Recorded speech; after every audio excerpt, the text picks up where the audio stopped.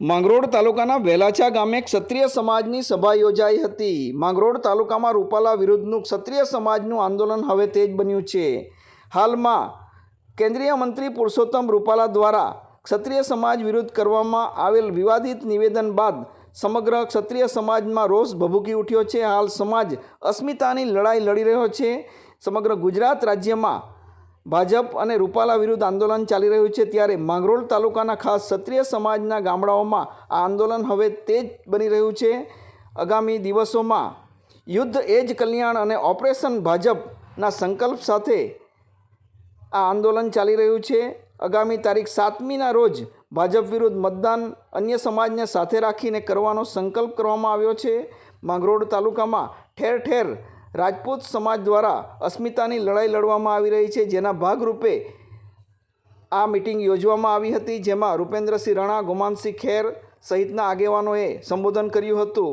આ સંદર્ભમાં સમાજના પ્રમુખ પ્રતિક્રિયા કર્યા છે। જય માતાજી।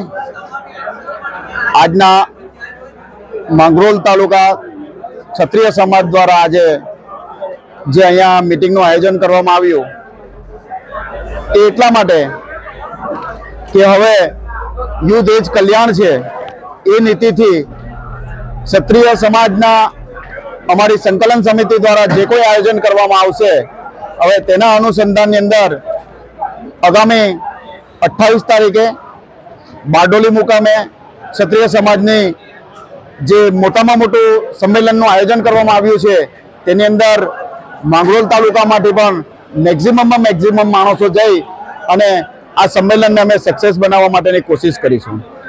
આ એક અમારી અસ્મિતાનો પ્રશ્ન છે। એ સંમેલનની અંદર જઈને અમે ત્યાર પછી અમારો ઓપરેશન ભાજપ જે શબ્દ અમારી સંકલન સમિતિ દ્વારા કરવામાં આવ્યો છે, એ ઓપરેશન ભાજપના ભાગરૂપે અમે આગામી 7 તારીખે અમે ભાજપ વિરોધી મતદાન કરીશું।